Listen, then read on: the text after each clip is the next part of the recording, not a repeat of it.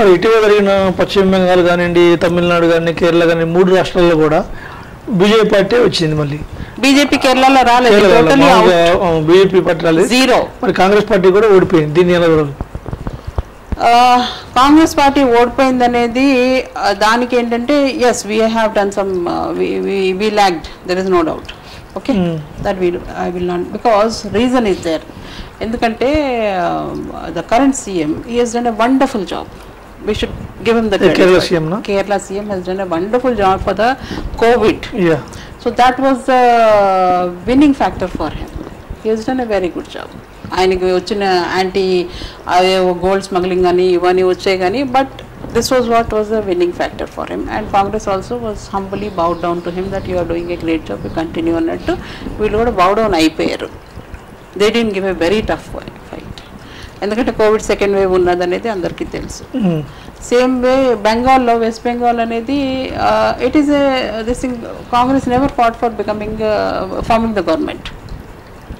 Congress was having an understanding with the Trinamool Congress. They always have a high regards for Didi. Sonia Gandhi ji is very fond of her. Both have got, you know, some koncho of understanding untundi. So that was the reason they were not giving her a fight. ఆమె ఏంటంటే చాలా డేర్గా she has అంటే street smart politics ఆడుతుంది అనమాట. అంటే ప్రశాంత్ కిషోర్ ఆమెకి media అడ్వైజర్గా పనిచేసినది కూడా తెలిసింది, ఆయన చేశాడు. అందుకే వెస్ట్ బెంగాల్లో మమతా బెనర్జీ గెలిచిందని తెలుస్తుంది. దాని గురించి కాదు, ఆయన ఉన్నాడు. I don't deny his drama, accident అనేది, వీల్ చైర్ అనేది, ఆ వీల్ చైర్ లో పోవటం మొత్తం డ్రామా అని అంటుంది బీజేపీ పార్టీ. లేదండి, ఆమె షీ వాస్ దాని బీజేపీ ఇంజూర్డ్ అండి, 100% షీ వాస్ ఇంజూర్డ్.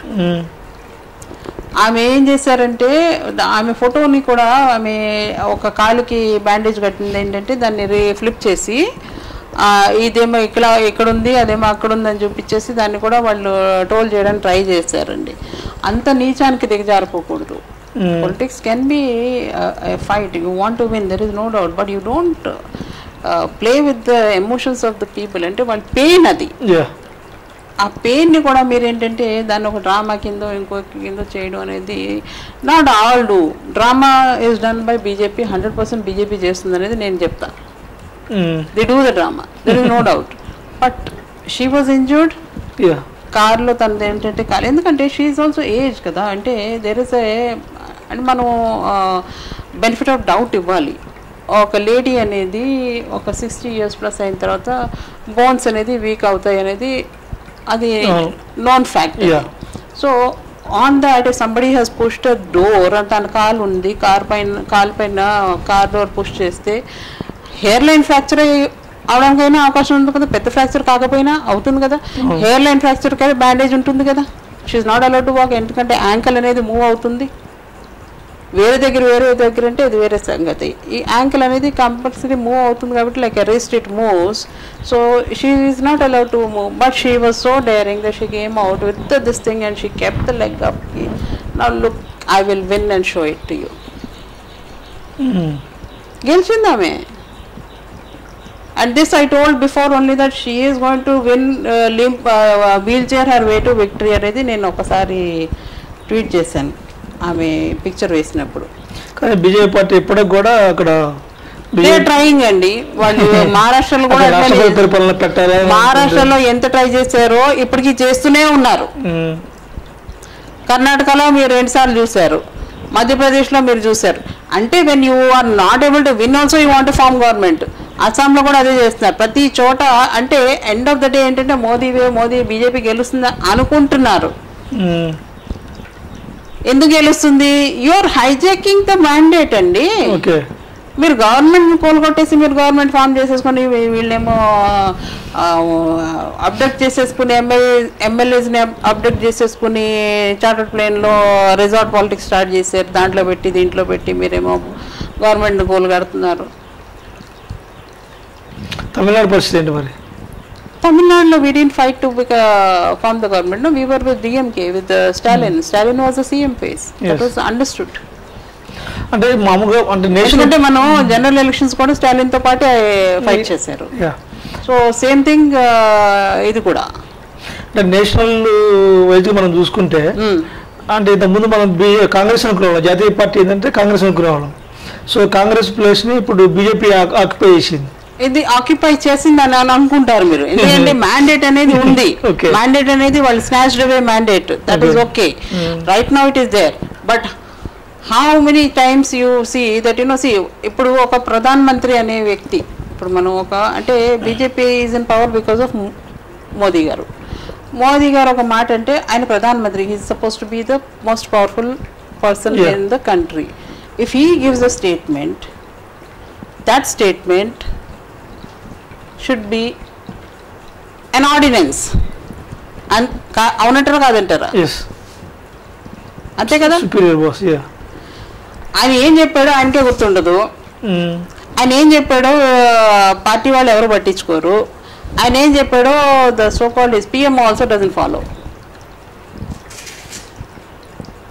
ఇప్పుడు మన్మోహన్ సింగ్ గారు ఒక స్టేట్మెంట్ ఇస్తే ఆయన ఎప్పుడో కానీ స్టేట్మెంట్ ఇవ్వరు. ఆ స్టేట్మెంట్ అనేది వేదవాక్యం.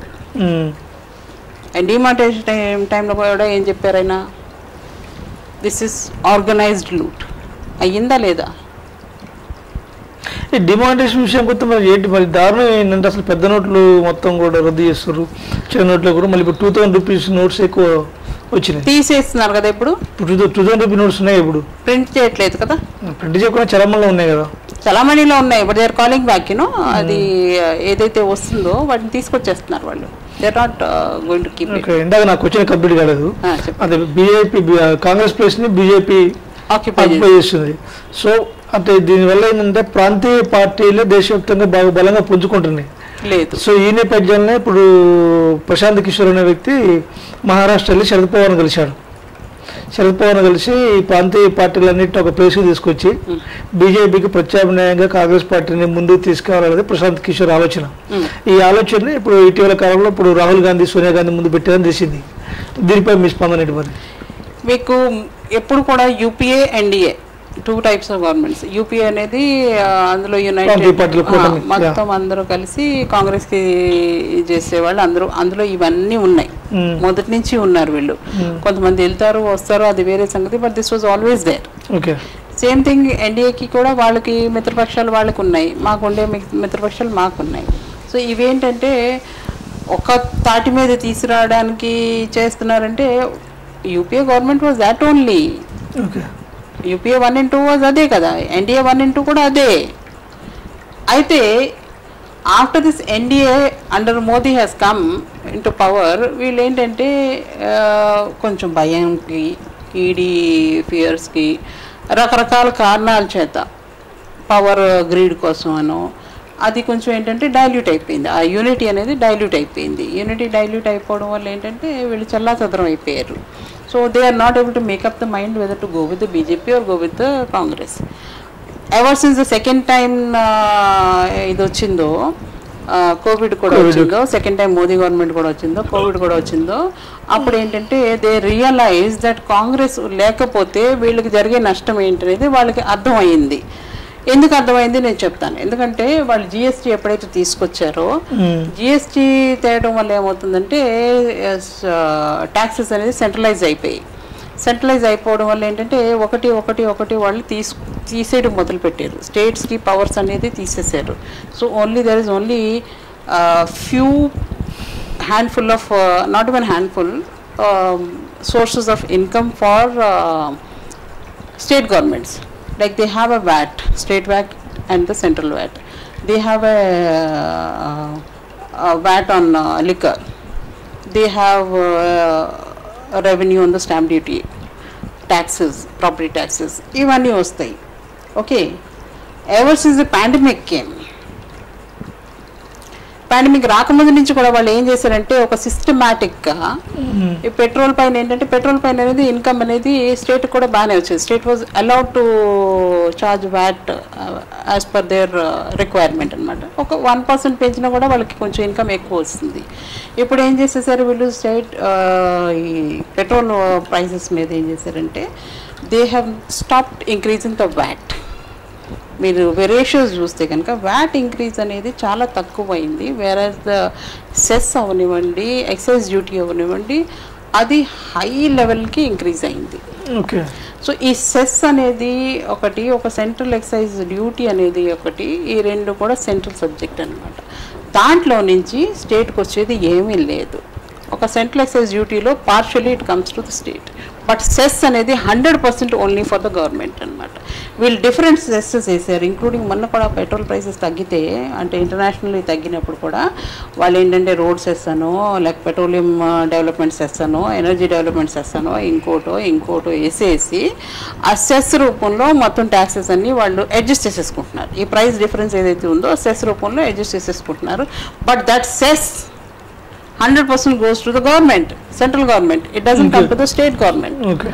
ఇప్పుడు స్టేట్ గవర్నమెంట్కి ఏంటంటే ఈ వ్యాట్ ఏదైతే ఉందో, స్టేట్ వ్యాట్ దేని మీద అయితే అవనివ్వండి, ఆ స్టేట్ వ్యాట్లో కూడా partially they are allowed to keep and remaining then goes to the centre and then it comes back to the state.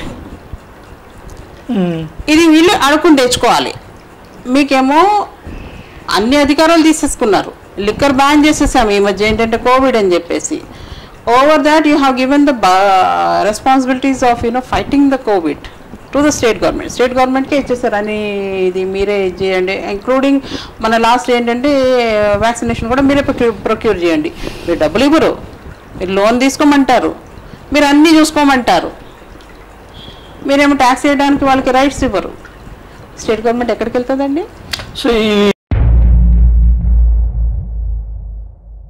మన శరీరాన్ని రోగాల నుంచి కాపాడేది రోగనిరోధక శక్తి. ఎక్కువగా యాంటీబయాటిక్స్ వాడటం వల్ల మన రోగనిరోధక శక్తి తగ్గిపోతుంది.